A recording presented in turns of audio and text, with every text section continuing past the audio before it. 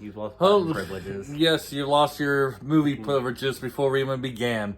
Today we're going to be talking about Godzilla -1. But first, we appreciate those of you watching this video. We hope you enjoy it. Look at how neat my hair's. Yes, you actually combed your hair today. So if you already seen this, leave your comments below. We're interested in knowing what you thought about Godzilla -1. Did you like it? Did you not like it?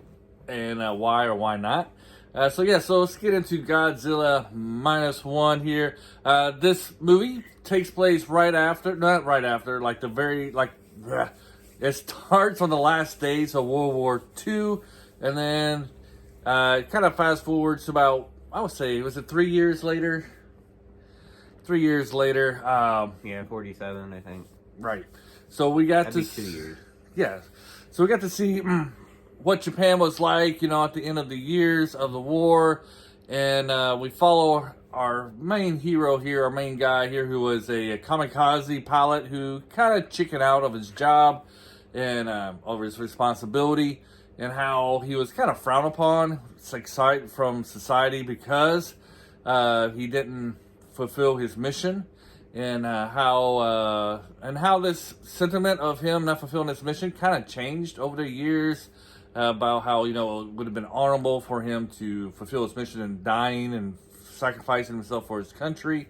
And this kind of plays a role for the end of the movie, how society's perspective on how life is and what's honored, what's honor and stuff like that. Arnold Schwarzenegger.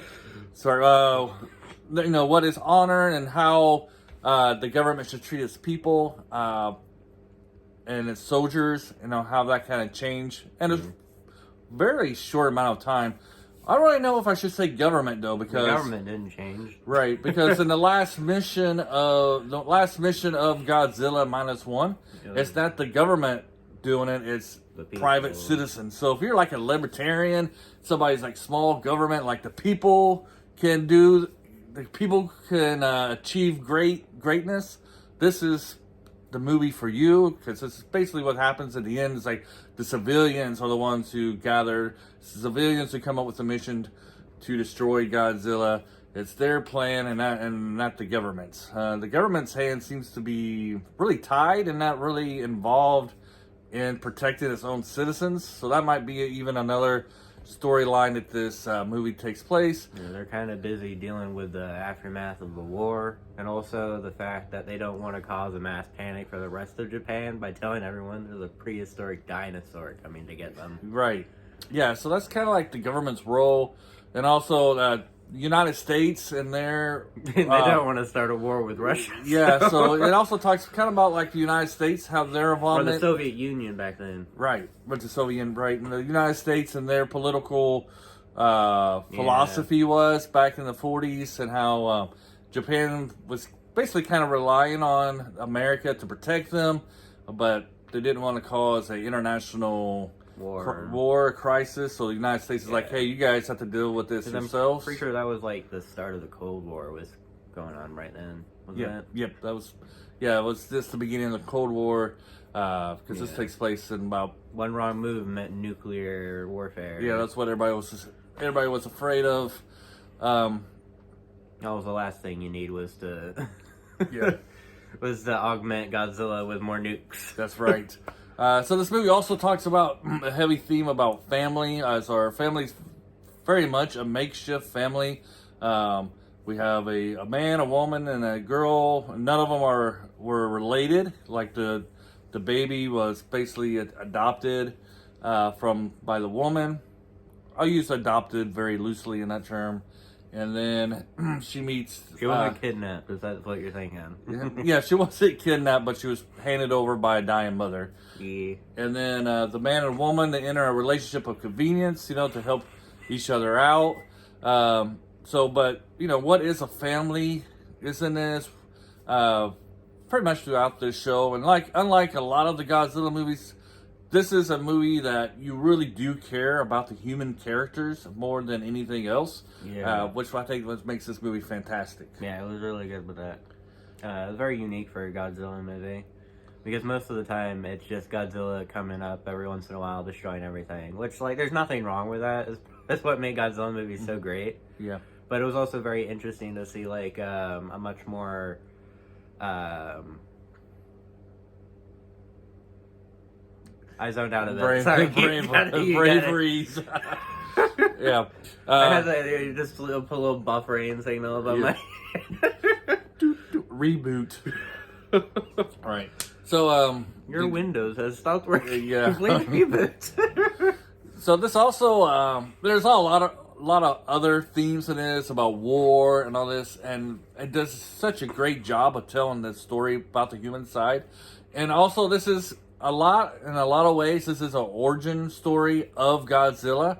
I don't know if this is a spoiler or not, but the first time you see Godzilla, he's a baby Godzilla. He's like maybe as big as a T-Rex. Wouldn't you say? So he's kind of small, and you got to think, if they would have took the opportunity, could they have destroyed Godzilla at the beginning? Because I'm not really sure. I mean, near the end of the movie, he hopped right out of Resident Evil. Yeah. Right. So, yeah. But so I'm not really sure. I don't know how much I should give away. This might be minor spoilers, but Godzilla, and if you're a Godzilla fan, you kind of know this already, has the ability to regenerate. He's basically cells. a walking tumor, okay? Like, that's what he is. Right, so I'm not really sure if at the beginning of the movie he has that ability, or if it's only after he gets radiated by a nuclear blast. I'm pretty sure it's probably throughout, though, right? I think it's after. You think it's after? Yeah, I think he definitely had, because reptiles do have some pretty impressive regeneration abilities. Mm-hmm. So maybe it just like nuked it. Yeah. It's a very good choice of words. It kind of nuked his ability to do that. Yeah, and Godzilla's growth.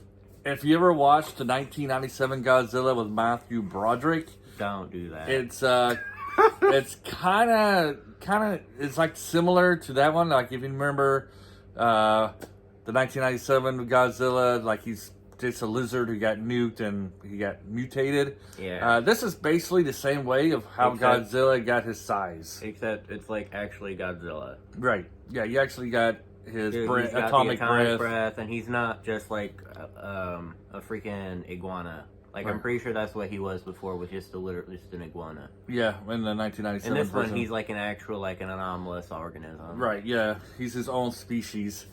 So let's talk about Godzilla. He kind of takes the place of Kong a little bit, where he's just kind of like there, and the Islanders just accept that. Yeah, he just have like a Kong origin story. Like, he's like some kind of legend myth of the Islanders. Like, yeah, there's this monster called Godzilla. We call him Godzilla, and he comes ashore, and he brings up deep sea fish, so we kind of have a buffet every once in a while. Right. So when we first saw that, I thought they were something else. I'm like, what is that? Yeah, I thought it was octopus, like small octopuses myself. But I think they might have been lanternfish. Oh, you think they were? I don't know. I don't know what a lanternfish is. Anyways, since we're like 7 minutes into this review, until we started talking about Godzilla. Well, let's talk a little bit about Godzilla himself. Godzilla, yeah. Godzilla is probably only in this movie for about 10 minutes. Yeah, the first legendary Godzilla movie? Yeah. Probably about as much as that. And I think that was excellent. First, because you have an excellent story with your character-driven story, so you don't really need Godzilla in the first place. Well, you did, because he was the driving factor of the arc. Right. So. But you could replace Godzilla with any other kind of villain, and it would still have been a great story. Yeah. But it would have been less great because it wasn't Godzilla. Right. For us Godzilla fans. Yeah. But yeah, Godzilla's probably only this for 10 minutes. And but the time he's in it, he takes up the screen immediately. Right, and he is definitely the scene stiller of this movie. Yeah, his atomic breath is ridiculous. Yep, and I like how he triggers. Would you say triggers? Loads? I don't know. Loads his atomic breath. Yeah. How I love in the legendary ones how I had that sound going up his spine, and this one. You see his atomic plates, dorsal, I guess. Yeah, the dorsal plates. They start to kind of rise. They kind of erect a little bit. So they shoot out just a little bit, And so they do that, and then when he fires it, it just slams in, and it fires this really nice ray. And then whenever it hits something, or just gets too far for a thing, it just get a mushroom. It's a nuclear bomb. Yeah, you get a mushroom in the distance. Yeah, so this is great. On the way home, I was like, I would pay money to see the legendary Godzilla versus this one. It'd be pretty interesting. Yeah. I will say though, the more you see Godzilla, you really could tell that this film had a budget limit to it. I didn't really. Not that the Godzilla thing was bad. No, I didn't really like the design. He had like thunder thighs.